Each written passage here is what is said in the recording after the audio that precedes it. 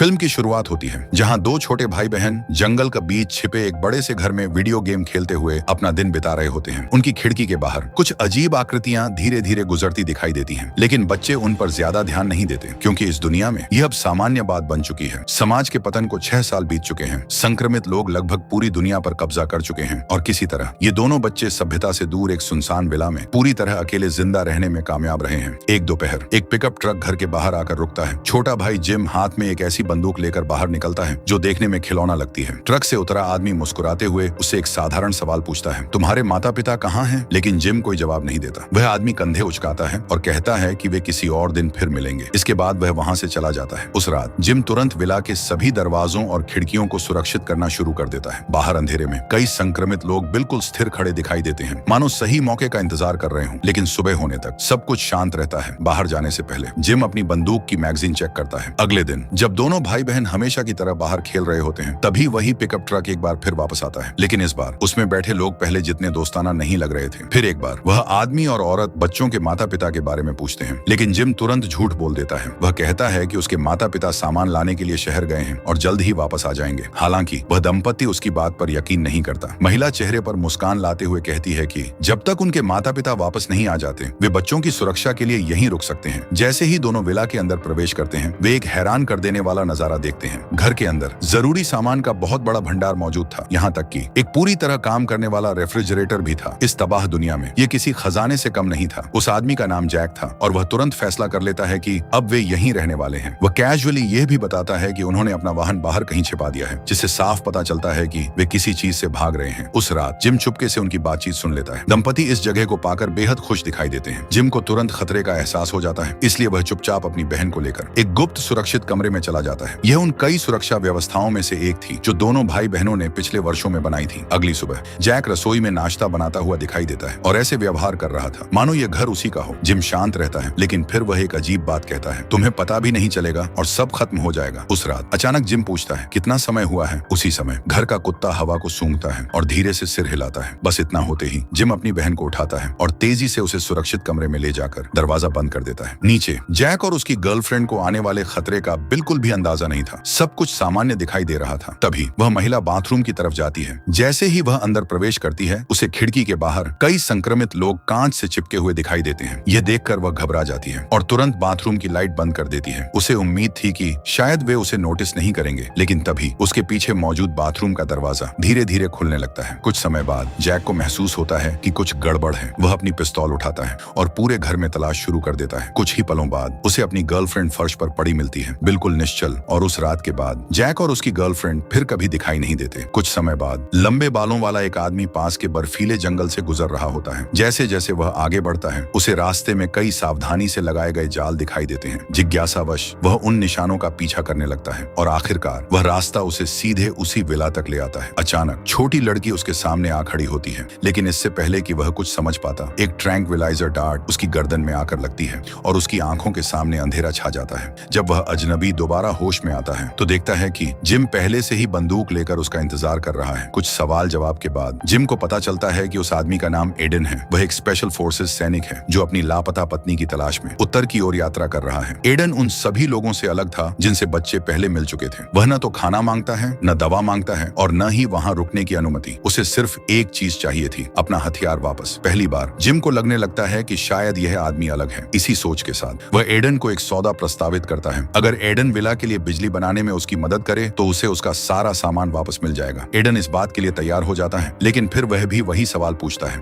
जो लगभग हर कोई पूछता है, तुम्हारे माता पिता के साथ क्या हुआ? इस बार जिम झूठ नहीं बोलता। वह बताता है कि उसके पिता एक वैज्ञानिक थे जो कई साल पहले गायब हो गए थे और उसकी माँ एक सुरक्षा एजेंसी में काम करती है जो कुछ दिन पहले एक मिशन पर गई थी और अभी तक वापस नहीं लौटी। इधर घर का निरीक्षण करते समय एडन एक हैरान कर देने वाली चीज देखता है। विला की पूरी बिजली व्यवस्था बदले हुए ट्रेडमिल्स पर चलती है, यानी यहाँ बिजली दौड़कर पैदा की जाती है। एडन अभी इस बात को समझ ही रहा होता है कि तभी एक संक्रमित व्यक्ति धीरे धीरे घर के पास आ पहुंचता है। बिना समय गंवाए एडन एक धातु की प्लेट उठाता है और बाहर की ओर दौड़ पड़ता है। कुछ देर बाद वह उस खतरे से निपटकर वापस लौटता है। उसके कपड़े मिट्टी से सने हुए थे और वह पूरी तरह थक चुका था, लेकिन धन्यवाद देने के बजाय जिम नाराज हो जाता है। वह एडन को मजबूत खिड़कियों की तरफ इशारा करता है और बताता है कि ये विशेष प्रकार की बुलेट प्रूफ खिड़कियां हैं, चाहे बाहर कितने भी संक्रमित इकट्ठा हो जाएं, वे अंदर नहीं आ सकते। हालांकि जिम उसे डांट देता है, फिर भी एडन को इन बच्चों के लिए बुरा महसूस होने लगता है, इसलिए वह खुद ट्रेडमिल पर चढ़ जाता है और घर के लिए बिजली पैदा करना शुरू कर देता है। उधर जिम हर सुबह की तरह विला से बाहर निकलता है। उसकी रोज की दिनचर्या का एक हिस्सा था घर के चारों ओर लगाए गए जालों की जांच करना। इनमें से ज्यादातर जाल बड़े समूहों में आने वाले संक्रमित लोगों को दूर रखने के लिए बनाए गए थे, लेकिन आज एक जाल में कुछ अलग फंसा हुआ था। एक संक्रमित अभी भी जिंदा था। वापस विला में नाश्ते के बाद एडन घर का निरीक्षण करना शुरू करता है। माँ के कार्य क्षेत्र में उसे कुछ तस्वीरें दिखाई देती हैं और उससे भी महत्वपूर्ण उसे कार की चाबियों का एक सेट मिलता है।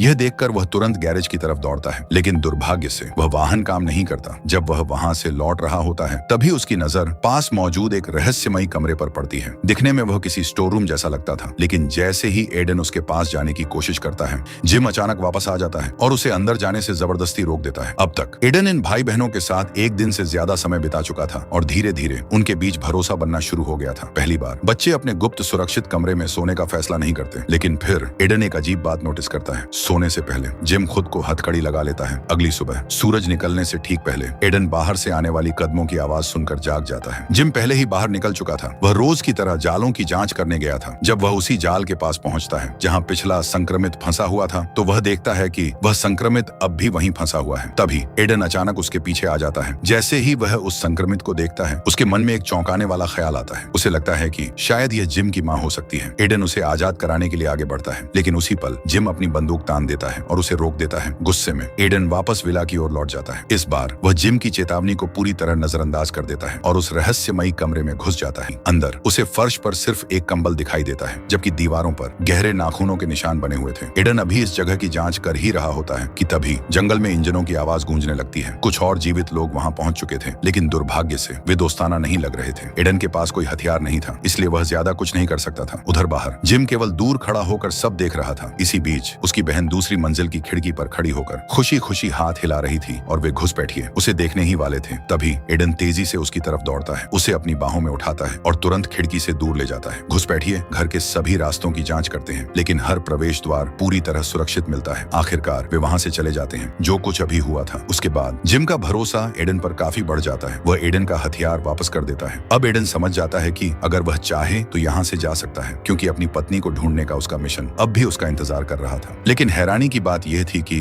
एडन अब इस परिवार को छोड़कर जाना नहीं चाहता था। उनकी बातचीत आगे बढ़ पाती उससे पहले ही बाहर से तेज चिल्लाने की आवाजें आने लगती हैं। वही लुटेरे एक बार फिर वापस आ गए थे, लेकिन इस बार वे अकेले नहीं थे। वे अपने साथ और भी लोगों को लेकर आए थे, और इससे भी बुरी बात, उन्होंने जिम की छोटी बहन को पकड़ लिया था। जब वह बाहर खेल रही थी, स्थिति बेहद तनावपूर्ण हो जाती है। दोनों पक्ष आमने सामने खड़े थे। तभी अचानक जंगल में गोलियों की आवाज गूंज उठती है और देखते ही देखते दो लुटेरे जमीन पर गिर पड़ते हैं। कुछ ही क्षण बाद उस रहस्यमयी हमलावर की पहचान सामने आ जाती है। वह जिम की माँ लीना थी, लेकिन इस अफरा तफरी के बीच एक लुटेरा मौका पाकर एडन के सीने में गोली मार देता है। एडन तुरंत जमीन पर गिर जाता है और उसकी आंखों के सामने अंधेरा छा जाता है। समय बीतता है, फिर धीरे धीरे एडन अपनी आंखें खोलता है, लेकिन उसे तुरंत महसूस होता है कि कुछ तो गलत है। उसके सीने में लगी गोली का घाव पूरी तरह गायब हो चुका था, और इससे भी अजीब बात, उसके शरीर पर एक रस्सी बंधी हुई थी। जब वह ऊपर देखता है तो लीना, जिम और उसकी छोटी बहन उसे हाथ हिलाते हुए दिखाई देते हैं। पूरी तरह हैरान एडन उनके पीछे पीछे घर के अंदर चला जाता है। तभी लीना आखिरकार पूरी सच्चाई बताती है। वह कहती है कि ज्यादातर संक्रमित लोग पूरी तरह अपना दिमाग खो देते हैं, लेकिन बहुत कम मामलों में कुछ लोग एक अलग प्रकार के संक्रमित बन जाते हैं। एक दुर्लभ किस्म के संक्रमित। ऐसे लोगों को असाधारण उपचार क्षमता मिल जाती है, और वे उन चोटों से भी ठीक हो सकते हैं जो सामान्य परिस्थितियों में जानलेवा साबित होती। लेकिन इस शक्ति की एक भयानक कीमत भी थी। गंभीर चोट लगने के बाद या कभी कभी बिना किसी चेतावनी के भी ये लोग एक ऐसी अवस्था में चले जाते हैं जहां उन पर हिंसक और अनियंत्रित पागलपन हावी हो जाता है। उस दौरान वे सामान्य संक्रमितों से बिल्कुल अलग नहीं रहते। लीना की बात सुनकर एडन को धीरे धीरे सब समझ आने लगता है। जिस गोली ने उसे मार देना चाहिए था, उससे वह ठीक हो गया, जिसका मतलब सिर्फ एक ही था। वह भी अब उन दुर्लभ संक्रमितों में से एक बन चुका था। लेकिन लीना अभी खत्म नहीं हुई थी। उसकी अगली बात और भी ज्यादा चौंकाने वाली थी। जिम भी बिल्कुल ऐसा ही है। अचानक कई अनसुलझे सवालों के जवाब मिल जाते हैं। वह दंपति जो कुछ समय पहले रहस्यमय तरीके से गायब हो गया था, उनकी मौत किसी संक्रमित ने नहीं की थी, बल्कि जिम ने अपने एक अनियंत्रित दौरे के दौरान उन्हें मार दिया था। अब यह भी साफ हो जाता है कि वह हर रात खुद को हथकड़ी क्यों लगाता था। एडन स्तब्ध रह जाता है। वह पूछता है, क्या यह पहले से पता नहीं चल सकता कि ऐसा कब होगा? लीना सिर हिलाती है और बताती है कि परिवार का कुत्ता विशेष रूप से प्रशिक्षित है। द्वारा शुरू होने से पहले वह शरीर में होने वाले बेहद सूक्ष्म बदलावों को महसूस कर लेता है और उन्हें पहले ही चेतावनी दे देता है। तुरंत एडन को वह कमरा याद आता है जिसकी दीवारों पर गहरे खरोंचों के निशान थे। वह कोई स्टोर रूम नहीं नहीं था, वह वही जगह थी जहाँ खतरनाक दौरों के समय जिम को बंद किया जाता था। इस खुलासे को समझने का समय भी नहीं मिलता कि तभी एक और वाहन विला के सामने आकर रुकता है। लीना अपनी बेटी के साथ बाहर निकलती है। वहाँ कई हथियारबंद लड़ाके उनका इंतजार कर रहे थे और उन सब का नेतृत्व कर रहा था सफेद दाढ़ी वाला एक बुजुर्ग आदमी। लीना उसे बताती है कि वह उस बूढ़े आदमी को पहले से जानती है। कई साल पहले उसकी बेटी एक युवक के साथ घर छोड़कर भाग गई थी, तब से वह हर जगह उसकी तलाश कर रहा है। लीना उससे वादा करती है कि अगर उसे कभी उसकी बेटी मिली तो वह जरूर उसे खबर देगी। आखिरकार बूढ़ा आदमी वहाँ से चला जाता है। उस रात एडन विला के बारे में सवाल पूछता है और जो जवाब उसे मिलता है वह उसे हैरान कर देता है। लीना बताती है कि महामारी शुरू होने से बहुत पहले राष्ट्रीय सुरक्षा एजेंसियों को शक था कि भविष्य में कोई विनाशकारी वायरल आपदा आ सकती है। इसी संभावना को ध्यान में रखते हुए देश भर के दूर दराज इलाकों में हजारों सुरक्षित आश्रय गुप्त रूप से बनाए गए थे और यह विला उन्हीं में से एक है। यह सुनकर एडन के मन में गुस्सा और निराशा दोनों पैदा होते हैं। वह पूछता है, अगर सरकारों को पहले से अंदाजा था तो क्या लाखों लोगों की जान नहीं बचाई जा सकती थी? यह सुनकर लीना चुप हो जाती है और अपना सिर झुका लेती है, क्योंकि सच्चाई इससे भी ज्यादा व्यक्तिगत थी। वह बताती है कि जिम और उसकी बहन दोनों जन्म से ही गंभीर हृदय रोग से पीड़ित थे। जिम के पिता एक जीव विज्ञानी थे और वायरस पर शुरुआती शोध करने वाले वैज्ञानिकों में से एक थे। जब डॉक्टरों ने कह दिया कि जिम शायद बचपन से आगे जीवित नहीं रह पाएगा, तब उसके पिता ने एक बेहद खतरनाक फैसला लिया। उन्होंने अपने ही बेटे को संक्रमित कर दिया और किसी चमत्कार की तरह जिम उन दुर्लभ विशेष संक्रमितों में से एक बन गया और जिंदा बच गया। लेकिन बाद में जिम के एक अनियंत्रित दौरे के दौरान उसके पिता को काट लिया गया और जिम के विपरीत वह उन दुर्लभ विशेष संक्रमितों में से नहीं थे। उस दिन के बाद एडन के मन में इस परिवार के लिए और भी गहरा लगाव पैदा हो जाता है। अब वह सिर्फ एक मेहमान नहीं था, वह उनकी मदद करना चाहता था जितना भी कर सके। एक दिन अचानक घर का कुत्ता 2 बार भौंकता है। जिम तुरंत समझ जाता है कि इसका क्या मतलब है। बिना एक पल गंवाए वह खुद को उस विशेष बंद कमरे में बंद कर लेता है। कुछ ही देर बाद दरवाजे के पीछे से दर्द भरी चीखें गूंजने लगती हैं। लीना बाहर खड़ी सब सुनती रहती है लेकिन कुछ कर नहीं सकती। एडन चुपचाप उसके पास आकर खड़ा हो जाता है और निगरानी की जिम्मेदारी अपने हाथ में ले लेता है। लेकिन किसी ने नहीं सोचा था कि अगला हादसा कहीं ज्यादा दर्दनाक होगा। उधर बाहर जब जिम की छोटी बहन अकेले खेल रही होती है, वह अचानक जमीन पर गिर पड़ती है। लीना दौड़कर उसके पास पहुंचती है। समस्या वही थी, उसका दिल। जिस बीमारी के साथ वह पैदा हुई थी, आखिरकार उसने उसे पकड़ लिया था। इस दुनिया में अब अस्पताल नहीं बचे थे, न डॉक्टर न इलाज। एडन एक सुझाव देता है। वह कहता है कि शायद वायरस उसकी जान बचा सकता है, लेकिन लीना तुरंत मना कर देती है। आखिरकार उन्हें एक ऐसा फैसला लेना पड़ता है जो किसी भी माँ के लिए सबसे कठिन होता है। वे उसे शांति से जाने देने का निर्णय लेते हैं। उसकी मौत के बाद पूरा घर जैसे खामोशी से भर जाता है। हर कमरा, हर कोना उसकी अनुपस्थिति महसूस कराने लगता है। कुछ समय बाद एडन समझ जाता है कि अब उसके सफर को आगे बढ़ाने का समय आ गया है। लीना और जिम दोनों उसे रुकने के लिए कहते हैं, लेकिन उसकी पत्नी अब भी कहीं बाहर लापता थी और उसे ढूंढना ही था। इसलिए एडन विला छोड़कर चला जाता है। अब परिवार के 2 सदस्य जा चुके थे, एक हमेशा के लिए और एक अपनी राह पर, जिससे विला पहले से कहीं ज्यादा खाली महसूस होने लगता है। इसी बीच जंगल की गहराइयों में सफेद दाढ़ी वाले बूढ़े आदमी का समूह एक छिपा हुआ वाहन खोज लेता है। जैसे ही बूढ़ा आदमी और उसके लोग विला के अंदर लीना से पूछताछ कर रहे होते हैं, उसी समय एडन बिना किसी की नजर में आए घर के अंदर घुसने में सफल हो जाता है। रसोई घर में उसे जिम छिपा हुआ मिलता है। जिम से दुश्मनों की संख्या जानने के बाद एडन अपनी बंदूक निकालता है और फिर अंधेरे में गायब हो जाता है। इसके बाद विला के अलग अलग हिस्सों में तैनात पहरेदार एक एक करके चुपचाप गिरने लगते हैं। कुछ ही देर में ऐसा लगने लगता है कि शायद बचाव संभव है, लेकिन फिर जब एडन मुख्य हॉल में पहुंचता है, सब कुछ बदल जाता है। अचानक कई बंदूकें एक साथ उसकी तरफ तान दी जाती हैं। अब वह पूरी तरह घिर चुका था, भागने का कोई रास्ता नहीं था। तभी